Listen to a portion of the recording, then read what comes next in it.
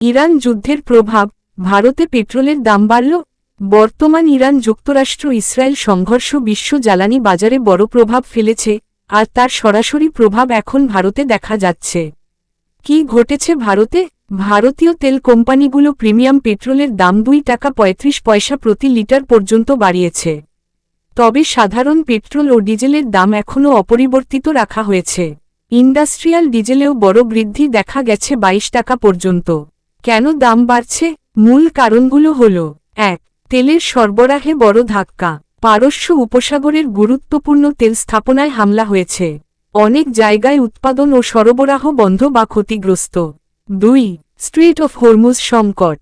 বিশ্বের অন্যতম গুরুত্বপূর্ণ তেল পরিবহন পথ। এখানে সমস্যা হওয়ায় তেলের সরবরাহ কমে গেছে। 3. ক্রুড অয়েলের দাম হঠাৎ বেড়ে গেছে। ব্রেন্ট ক্রুড $110 থেকে $120 প্লাস পর্যন্ত উঠে গেছে। ভারত কেন পুরো দাম বাড়ায়নি? ভারত সরকার কিছুটা দাম নিয়ন্ত্রণ করছে। বিকল্প দেশ থেকে তেল আমদানি বাড়ানো হয়েছে। তাই এখনও সাধারণ মানুষের উপর পুরো চাপ পড়েনি। ভবিষ্যতে কি হতে পারে? যদি যুদ্ধ দীর্ঘস্থায়ী হয়, সাধারণ পেট্রোল ডিজেলের দামও বাড়তে পারে। এলপিজি ও রান্নার গ্যাসের দাম বাড়ার সম্ভাবনা। পরিবহন খরচ, সব জিনিসের দাম বাড়তে পারে। গ্লোবাল পরিস্থিতি: 95+ দেশে জ্বালানির দাম বেড়েছে। কিছু দেশে 50-70% পর্যন্ত বৃদ্ধি। সহজভাবে বোঝা: যুদ্ধ সমান তেল সরবরাহ কম।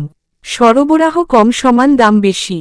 তাই ভারতেও ধীরে ধীরে প্রভাব পড়ছে।